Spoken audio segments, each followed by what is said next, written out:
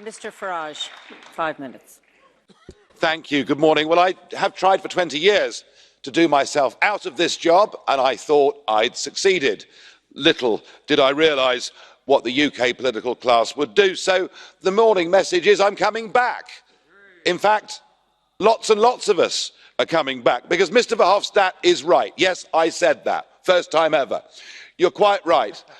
The Brexit Party will sweep the board in these elections, and there is only one way it can be stopped, and that is if the governing party of Mrs May and the opposition of Mr Corbyn come together and agree to a permanent customs union and indeed effectively membership of the single market. If that happens, the Brexit Party won't win the European elections, but it will win the general election, because the betrayal will be so complete and utter. So I don't believe it's going to happen. And as 15 years as a joint or sole president of a group, I have been to dozens of European summits, and again I've seen conflict between nation states and the European institutions, whether it was the Austrians or the Irish or the Hungarians or indeed the Greeks. And there is one golden rule, always, and that is that Brussels wins. The power and might of Brussels always wins. But I've never been to a European summit quite like last week, where for the second time in 2 weeks, a British Prime Minister comes along and begs for an extension to Article 50. It was humiliating, not just to be in Brussels, but humiliating for the standing of our country around the world. You know, the Commonwealth, America, many of these countries that actually like us still believe that we're a great nation, and yet we have sunk to this. A Prime Minister that promised us we'd leave on the 29th of March, that then said we might leave on the 12th of April, that we definitely leave on the 30th of June, and now we're being told we'll leave on the 31st of October. Halloween, trick or treaty, make your minds up. And if it's your last day, Mr. Juncker, well, I hope that we leave together on that day. But actually, if it's left to this appalling Prime Minister, if it's left to our politicians in Parliament, I know that it's not going to happen. In the past, I know I've always criticised the power without accountability of senior bureaucrats in Brussels, but for once I have to say that this mess is not your fault. Your position has been clear from the start.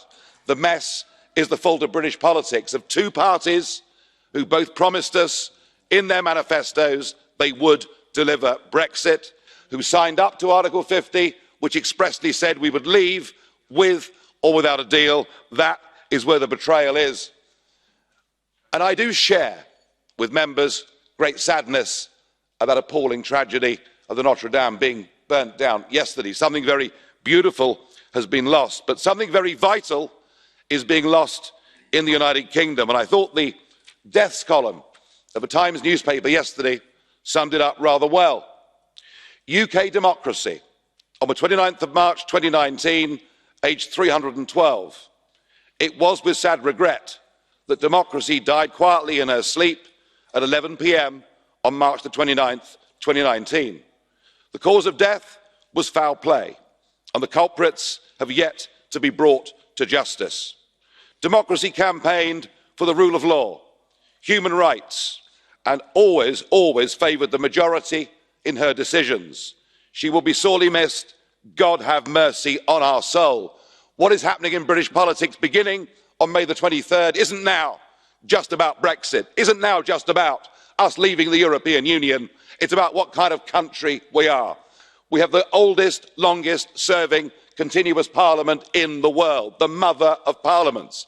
We have fought and given much for that principle of nation state democracy, not just for us, but for our friends in Europe too.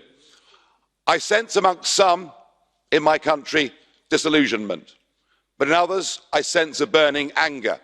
Not one to put on yellow vests and protest, but one that says we need a peaceful political revolution in our country. We need to sweep away the two-party system that has let us down so badly.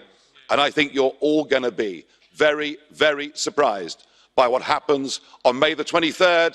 It will be a new future for British democracy, and goodness me, it's needed.